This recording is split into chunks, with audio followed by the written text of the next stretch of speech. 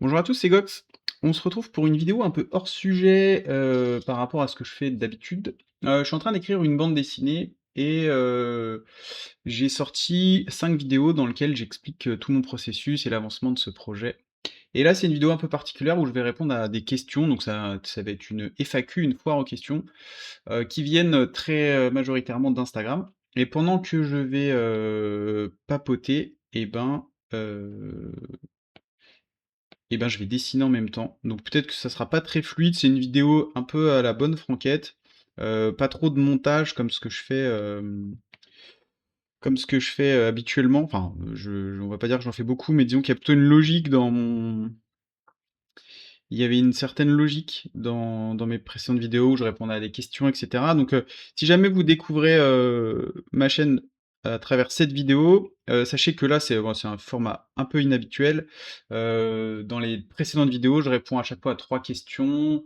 Qu'est-ce que j'ai fait depuis la dernière fois? Quelles difficultés j'ai rencontrées? Et qu'est-ce que je compte faire pour la prochaine fois? Tout ça toujours dans un contexte je fais une bande dessinée, quoi. Aujourd'hui, ça va pas être ça du tout et ça va être, alors il y aura toujours des questions, mais elles viendront de vous et moi je vais essayer de faire en sorte d'y répondre et en même temps je dessine, j'ai un petit projet de dessin, c'est vraiment un truc, petit projet de dessin perso, donc j'en profite aussi pour dessiner ça en même temps. C'est a priori un dessin qui devrait pas être trop compliqué, donc je vais voir comment je m'en sors. Alors première question. Alors là, j'ai tout noté sur un petit calepin. Comment heu, comment t'es venu le déclic ou l'envie d'écrire cette histoire? Alors, il y a plusieurs réponses à cette question. La première est que, pour ceux qui le savent, je suis, illustrateur freelance et puis, j'ai bossé j'ai bossé avec des gens avec Steve Hacker et Adrien Cauterets sur, le jeu Merlin et sur d'autres trucs aussi avec eux et franchement, c'était le projet, rêvé pour moi en termes de thématique, en termes de relationnel avec les auteurs. C'était vraiment trop bien. Mais par contre, ça m'a quand même fait comprendre un truc, c'est que quand on est, freelance et ben, en fait, on est, et c'est normal, hein, on est au service du jeu, pour les gens. Pour le client, quoi. Et ça m'a fait un déclic sur le fait que, même si Merlin, c'est vraiment, je pense, le jeu idéal pour moi, je pense que je pouvais difficilement, mieux trouver comme projet de jeu de société, mais ça restait quand même, malgré tout, pas mon projet à la base. C'était pas, je sais pas si c'était pas mon bébé, quoi. C'était leur création et c'était OK avec ça, quoi. Et donc il fallait juste que fallait que je sois OK avec ça. Il y a jamais eu aucun problème, vu que le projet, comme j'ai déjà dit, était super cool et me convenait, totalement. Heu, mais ça m'a quand même donné envie de me dire: «Bah, moi aussi, j'ai envie d'avoir mon projet». Et donc ça a été un petit peu déjà ça a été le premier déclic de me dire: «Bah, en fait, aussi cool soient les projets sur lesquels je peux bosser en tant que freelance, c'est cool aussi d'avoir un peu son projet à soi, quoi». Donc ça, c'est le premier truc qui m'a à un moment fait dire: «OK, ne te contente pas que à, être en mode, prestataire et freelance, sois aussi, sois aussi acteur pour tes propres projets, puisqu'au final, c'est important d'avoir ses propres projets. Donc c'est ça le premier truc, ça qui m'a donné un déclic d'avoir envie d'écrire et de refaire de la bande dessinée. Sachant qu'au début, j'avais pas forcément envie de refaire de la BD, parce que du coup, j'ai déjà été édité, j'ai déjà, publié une bande dessinée, qui s'appelle Trias Bis. Et ça m'avait un peu vacciné parce que c'est quand même long, c'est c'est extrêmement long de faire une bande dessinée et du coup, j'avais plus trop envie, j'avais justement envie de me concentrer uniquement sur l'illustration et heu et à la base, ouais, pas forcément bande dessinée, mais plutôt envie de repartir sur des projets perso. J'avais même envie d'écrire un roman, enfin voilà, c'était assez, c'était pas forcément fixé, quoi. Et puis la bande dessinée, elle est quand même revenue assez naturellement de me dire: «Bon, voilà, écrire, c'est trop bien, j'adore ça, j'adore écrire des trucs, ma came, ça reste quand même le dessin. Du coup, bah, je peux mixer le truc qui me permet de mieux mixer, mon envie là de créer, une histoire et cetera, c'est de faire une bande dessinée. Donc voilà comment t'es venu le déclic ou l'envie d'écrire ça? Bah, je pense que j'ai répondu à la question. Les personnages ont-ils été, alors il y a quand même une autre réponse à comment t'es venu le déclic ou l'envie d'écrire cette histoire. Il y a un contexte qui fait que il y a une histoire que j'ai en tête depuis longtemps et qui est liée à plein de choses, dans notre vie, enfin dans dans ma vie, mais je pense dans notre vie en tant qu'humain qui des fois me fait un peu péter un plomb et qui me fait réagir et je pense que c'est une manière, à ma façon de réagir à ce qu'on voit, dans l'actualité, dans tout un tas de trucs.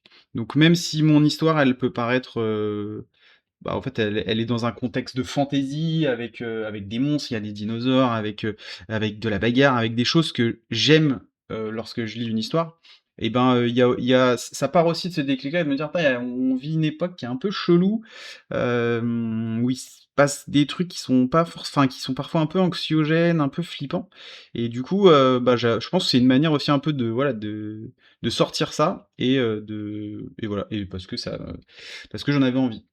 Bon, je vais enfin passer à la deuxième question, sinon la vidéo va durer 1000 ans. Les personnages ont-ils été inspirés par des persos réels? Alors oui, mais alors je vais pas trop en dire parce que en fait, si je commence à raconter ça, je pense que je peux vite spoiler l'histoire. Mais oui, en fait, je l'ai déjà dit, donc Mana, qui est le titre de la BD que je suis en train d'écrire, c'est l'histoire d'un père et de sa fille. Donc et le père s'appelle Bor. Donc il y a un peu de moi en tant que père dans Bor, c'est une évidence. Maintenant, est-ce que le personnage c'est totalement moi? Non, pas du tout. Enfin, vous l'avez vu, physiquement, je l'ai représenté comme une masse énorme qui doit faire au moins 2 mètres de haut, avec des énormes moustaches rasées et ronds. Donc globalement, déjà physiquement, c'est pas ça. On est voilà, c'est pas la même chose. Mais et même au niveau du tempérament, c'est pas non plus moi. Il a son histoire, etc. Maintenant, j'utilise mon vécu, j'utilise certains de ressentis, enfin, certains de mes ouais, de ma manière de voir les choses pour m'aider à le rendre plus cohérent, quoi. Et puis, bah, pour, Mana, qui est sa fille, c'est pareil, ça ne représente pas, mes enfants, mais il y a forcément un petit peu de mes enfants dans Mana. C'est sans doute une fusion, de mes enfants dans Mana, mais ça ne les représente absolument pas et Mana a sa propre personnalité et elle est fortement inspirée de ma vision de mes enfants, c'est une certitude. Et ça part aussi par rapport à ce que je disais au début, ça part aussi un petit peu là de mon ressenti du monde réel, ça part aussi un petit peu de là et il y a forcément un petit peu de ça dans les persos, quoi. Et puis, il y a d'autres personnages dans l'histoire, il y a pas que Bor et Mana, il y a d'autres personnages, mais alors là, je vais vraiment pas du tout en parler parce que je pense que ça serait trop du spoil et voilà. Et dans les autres personnages, dont je parle pas, il y a également ce côté-là, il y a la même logique, on va dire.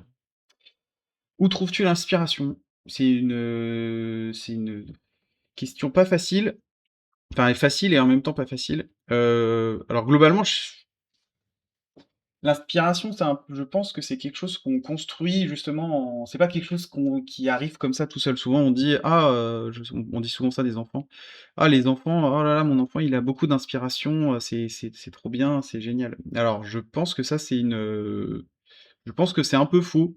Je pense qu'en fait, on confond parfois, inspiration et imagination ou capacité à se projeter dans des univers et à raconter des trucs un peu fous, mais l'inspiration, c'est complètement autre chose. Je pense que c'est quelque chose qu'on construit à travers tout ce qu'on regarde, tout ce qu'on lit, tout ce qu'on écoute, ou et globalement tout ce qui nous entoure, quoi. Et qui ensuite, c'est quand même ça demande, je pense, un effort de ça demande un effort, c'est quelque chose qui ne vient pas naturellement, quoi. Et donc du coup, pour moi, l'inspiration aujourd'hui, je me force un minimum, c'est à essayer de pas rester toujours dans les choses que j'aime. C'est-à-dire que, par exemple, moi j'adore lire des mangas et ben, oui, et avant j'adorais lire, de la BD, franco-belge. Bah, je me suis dit à un moment: «C'est bien de lire autre chose, d'aller vers des romans graphiques, d'aller vers, du comics, d'aller d'aller regarder des films qui m'auraient pas attiré, au début. Et ben, je pense que c'est ça qui fait notre singularité, qui fait qu'à la fin on arrive à avoir de l'inspiration. C'est parce qu'on est nourri de tout ça. Et je sais, une fois, je me rappelle, il y a longtemps, j'avais vu un dessinateur qui avait fait le dessin de qu'est-ce qu'était l'inspiration, l'imagination. Et en fait, il avait raconté ça comme une énorme machine dans lequel on vient lui mettre tout ce qu'on écoute, tout ce qu'on lit. Donc il met plein de DVD, de CD, de jeux vidéo, de films, enfin voilà, tout ce qu'il alimente au jour le jour. Et à la fin, la machine, en fait, digère tous ces trucs-là, et ça fait, à la fin, ça fait juste, il y a un tout petit robinet, et il ouvre le robinet, puis il y a une toute petite goutte qui tombe, plouc, et la goutte, en fait, c'est ça l'inspiration, quoi. L'imagination, c'est le fait de réussir, et le fait de réussir à digérer tout ça, et de se dire, ok, maintenant, à partir de ça, j'arrive à créer quelque chose qui m'est propre, qui est personnel, quoi. Je sais pas si j'ai répondu à la question, mais on va dire que oui. Comment prend forme l'histoire? Heu, je sais pas comment répondre à cette question, mais globalement, l'histoire, elle part déjà dans ma tête. Faudrait que j'arrive à dessiner ses mains un jour, hein, parce que là, je bloque complètement. Si je fais ça, je me fais un exemple de main. Ça me fait un exemple de main. Attendez, je fais en même temps une étude photo. Voilà, parfait. L'histoire, elle part d'abord dans ma tête. Bon, je pense que j'ai déjà plus ou moins déjà répondu à la question avant, mais elle part avant tout d'un souhait de comment dire? De raconter quelque chose dans un thème qui me tient à cœur. Et au début, l'histoire, moi, j'arrive pas à. Alors, je sais qu'il y a des gens qui ont cette capacité en fait à représenter des choses visuellement dans leur tête très facilement, ce qui est absolument pas mon cas. Moi, j'ai besoin au début de faire beaucoup de croquis. J'ai besoin d'écrire les choses avant de les dessiner. Euh, et il y a un côté conceptuel au début où vraiment j'ai vraiment beaucoup de mal à visualiser ce que je dois faire pour que ça réponde à ce que j'ai en tête. Donc, la première étape, c'est vraiment quelque chose dans ma tête, et ensuite, la suite, c'est quelque chose en général qui est écrit, surtout pour une histoire, quoi. Quand c'est une illustration, c'est encore différent. Euh, Au moment de l'écriture, connais-tu déjà l'intrigue, le déroulé et la fin? Où l'histoire vient-elle au fur et à mesure? Alors dans mon cas là, j'avais un contexte, qui était plutôt OK, j'avais tout un début d'histoire qui était plutôt OK, et très rapidement au moment où j'ai commencé à écrire, j'avais plutôt, ouais, c'est ça, j'avais plutôt un contexte, j'avais une relation entre 2 personnages qui me plaisait bien, qui me paraissait solide. J'avais un souhait de me dire, ce sera une histoire où, les personnages vont pas sauver le monde. Voilà, j'avais une espèce de truc comme ça où j'étais capable d'écrire un peu un pitch sur, de quoi l'histoire va parler, mais sans connaître la fin. Et ensuite, assez rapidement, je me suis dit: «OK, il faut que j'arrive à». Donc je savais que ça allait être une histoire qui allait pas être longue, ça allait pas être une série ou quoi que ce soit, ça allait être un one shot. Donc je m'étais dit: «C'est bien que j'ai quand même assez rapidement une fin». Alors souvent, c'est une technique, hein, qui est utilisée par les écrivains, c'est c'est de commencer par la fin, et d'avoir une chute ultra badass, un truc, ultra, enfin très impressionnant, pour pouvoir ensuite, à partir du début de l'histoire, et ben, en fait, relier le pont. En fait, c'est plus facile de se dire: «J'ai un début, j'ai une fin», et du coup, je relie ces 2 moments, avec une histoire. Au moins, voilà, ce n'est que «faire un pont» entre guillemets. Alors que commencer avec un début et avancer au fur et à mesure pour essayer peut-être de trouver une fin, bah, ça peut être le meilleur moyen en fait de jamais trouver, de fin, et du coup d'avoir une histoire sans fin qui finit par s'épuiser, et qui manque de punch quoi, qui est pas forcément bien, qui est pas très équilibré. Ça arrive parfois, je pense que vous l'avez déjà vu, mais c'est ce qu'on ressent parfois, je trouve, quand on regarde un film où, parfois, il va se passer un truc, il y a beaucoup d'action, ou alors il y a des scènes qui sont très impactantes, et ensuite on a un peu l'impression de se faire chier. On a l'impression que il se passe rien, que on attend juste la scène d'après quoi, mais que c'est pas bien équilibré. Et ben, je trouve que le fait de commencer, d'écrire une histoire en ayant un début, une fin, et ben, je trouve que ça permet de mieux cadrer de mieux cadrer, d'avoir une histoire qui est beaucoup plus équilibrée, beaucoup plus dynamique. Et donc du coup, donc là, moi, dans mon cas, au moment où j'ai commencé à écrire vraiment, en fait, j'avais un vrai contexte, un vrai début, avec une histoire de personnage, avec quelque chose qui me plaisait plutôt bien. Et ensuite, assez rapidement, j'avais trouvé une fin qui me convenait et sur lequel je me disais: «OK, c'est OK en termes de fin, je trouve qu'il y a l'intensité souhaitée, il y a le message que je veux faire passer, c'est ça me voilà, c'était plutôt bon pour moi» et après j'ai fait en sorte de relier les 2.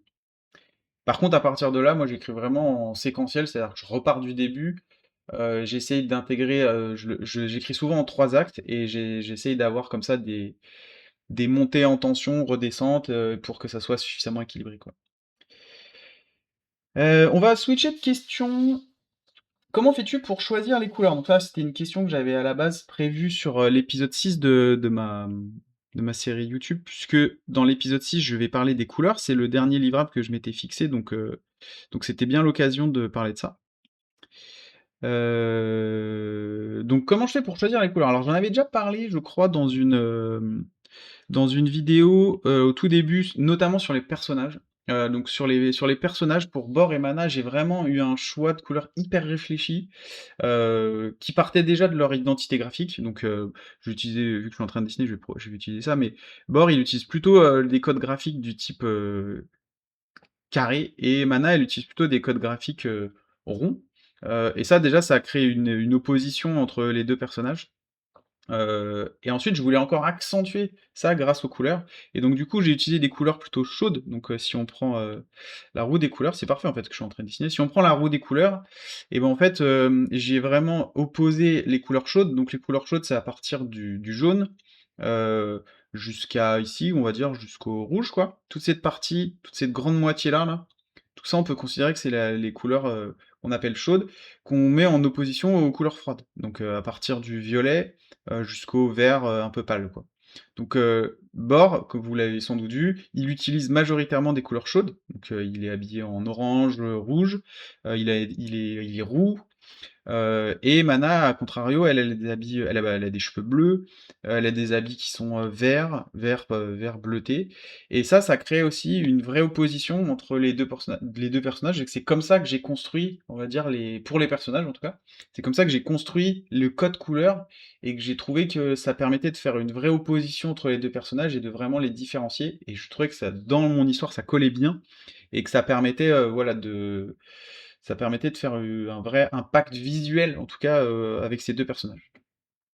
Et ensuite, pour le reste, donc pour, les décors, pour, les dinosaures, par exemple, là, il y avait un vrai souhait, en tout cas au début de l'histoire, c'est que, ce soit la nature qui soit prédominante. Donc là, c'est vraiment lié au contexte de l'histoire. Donc, comme je sais plus si je l'avais expliqué, mais c'est des personnages qui vivent dans un monde d'après, où il s'est passé quelque chose, où il y a eu une catastrophe.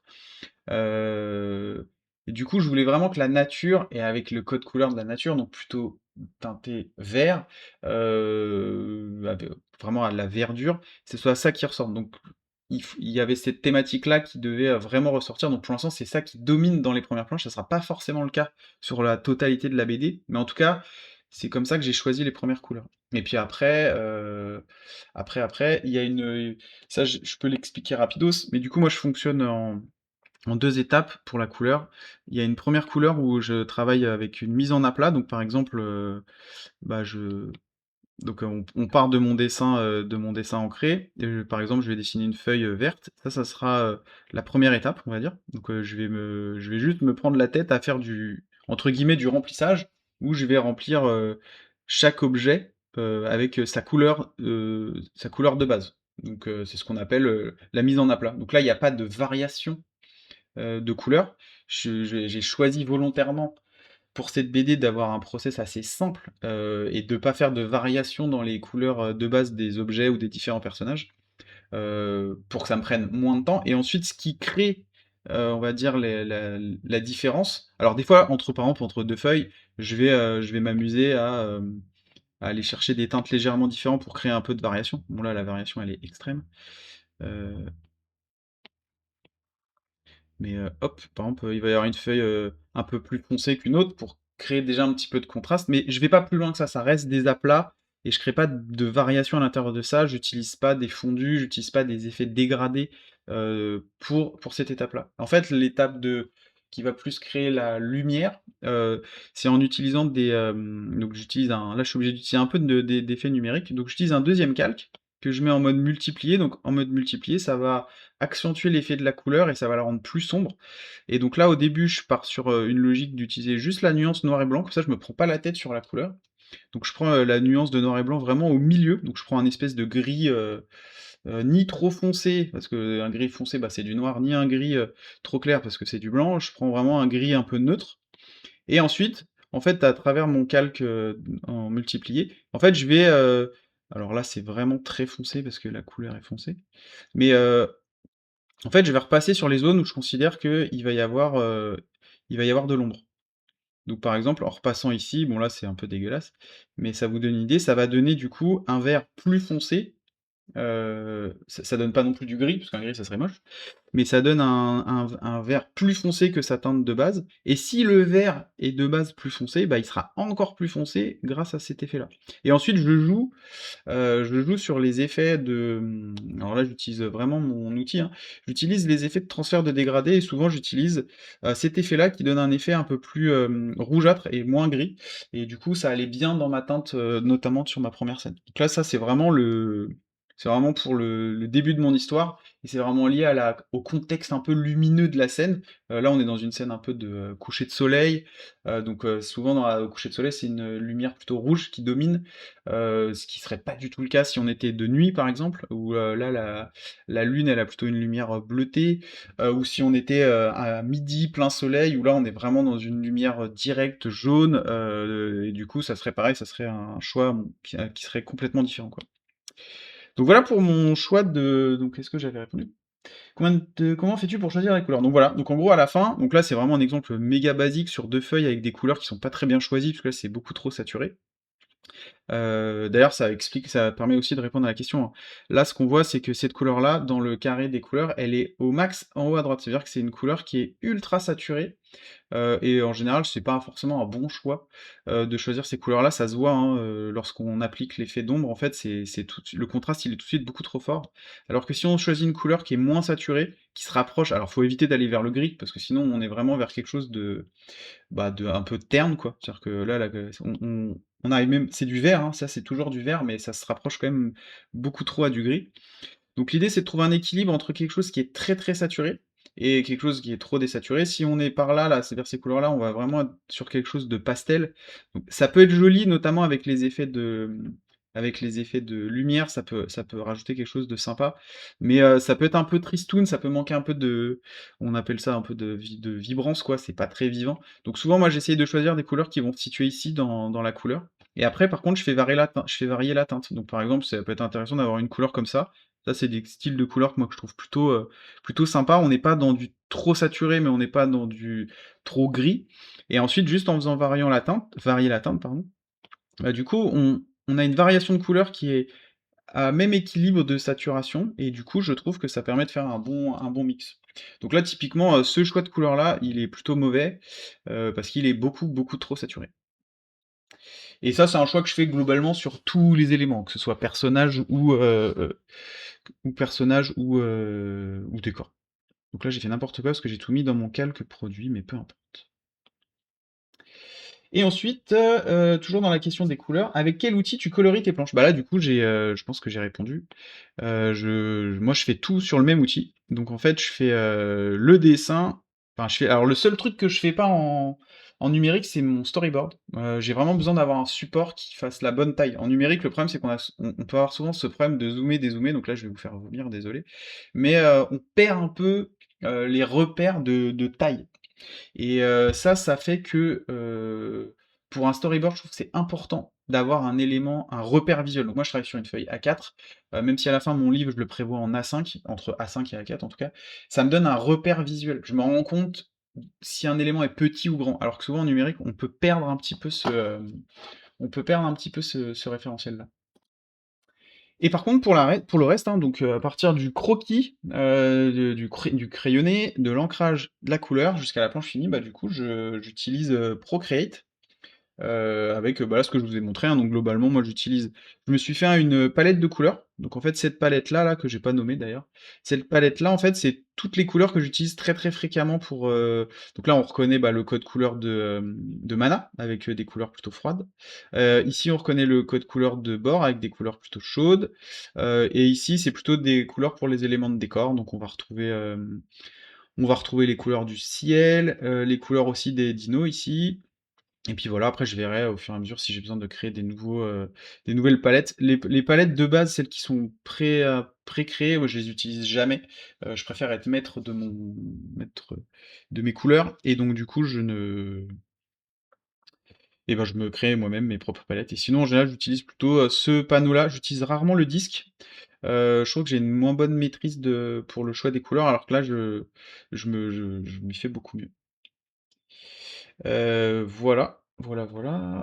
Ensuite Ensuite, on va rentrer dans des questions plutôt qui sont liées à du combien ça me prend de temps. Donc combien de temps pour une planche finie? Franchement, c'est hyper dur, c'est hyper difficile à répondre.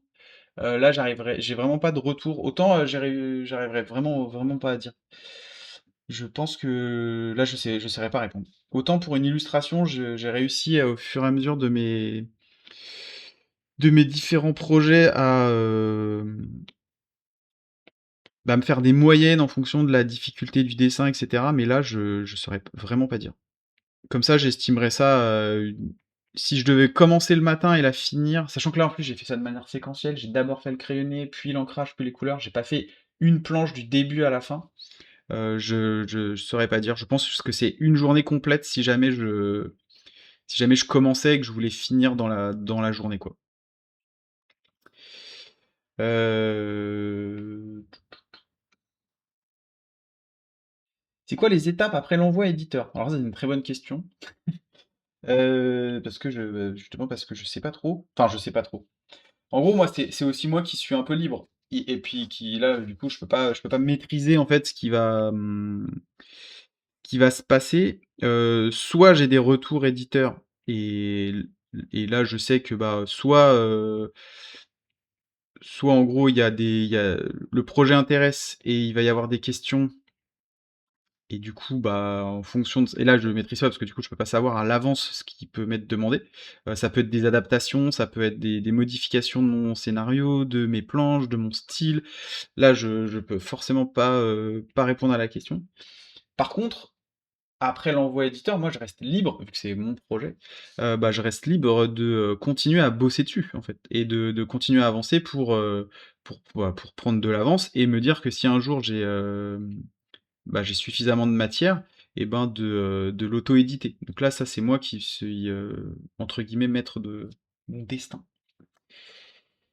Combien de temps entre les premières esquisses et une BD finie? C'est pareil, c'est hyper difficile de répondre à ça parce que ça va dépendre, bah, du style de BD qu'on va faire, du nombre de pages et cetera. Pour vous donner une idée, la BD que j'avais fait, donc qui date, hein, ça date de c'était il y a plus de 10 ans, c'était une BD qui faisait 96 pages, j'avais dû mettre 1 an et demi à la faire. Et quand je dis 1 an et demi, c'est vraiment à partir du moment où je mettais vraiment, voilà, le scénario était OK, je le remettais plus en cause et que c'était plus que du «dessin» entre guillemets, j'avais dû mettre 1 an et demi, sachant que je faisais pas ça à 100 quoi.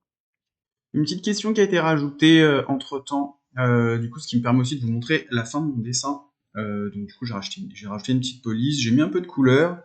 J'ai pas passé trop de temps, mais voilà, voilà à quoi ça va ressembler. Puis j'aimerais bien l'imprimer sur un t-shirt. Si je le fais, en mode flocage, si je le fais, je vous montrerai ça sur mes réseaux. Et donc, du coup, la dernière question de cette vidéo, qui est une question auquel j'ai déjà partiellement répondu, mais peu importe. Ça ressemble à quoi ton projet avant que tu ne commences à dessiner? Tu écris tout en texte. Alors, ouais, c'est ce que je disais précédemment. Effectivement, j'ai mis à part peut-être les personnages que j'arrive à représenter au début, que j'ai envie en tout cas de représenter au début pour vraiment fixer leur style, etc. Et puis et pour m'aider à poursuivre mon histoire. Au début, c'est majoritairement du texte et c'est vraiment comme ça que je commence. J'essaye aussi de m'apporter de l'aide graphique avec des frises pour que chronologiquement j'arrive à voir plus facilement ce qui va se passer dans l'histoire. Donc au début à grande maille, c'est-à-dire que j'essaie d'avoir vraiment la vision la plus large possible sur l'intégralité de l'histoire, de ce qui va se passer dans l'histoire. Et puis plus ça va, plus je découpe pour faire des parties de plus en plus fines, pour arriver à une page. Et ensuite, à partir du moment où je suis quasiment à l'étape d'une page, ben, en fait là, il faut que je dessine et il faut que je rentre plus dans de la narration type bande dessinée. Mais avant vraiment de commencer à dessiner, à faire du storyboard, ouais, pour moi, ça passe essentiellement par du texte et ouais, par du traitement de texte. Donc voilà. Et ben c'était du coup la dernière question. Merci à tous pour toutes vos questions. J'espère que mes réponses vous ont convenu et que j'y ai bien répondu. Et je vous dis à plus pour une prochaine vidéo. C'était Gox.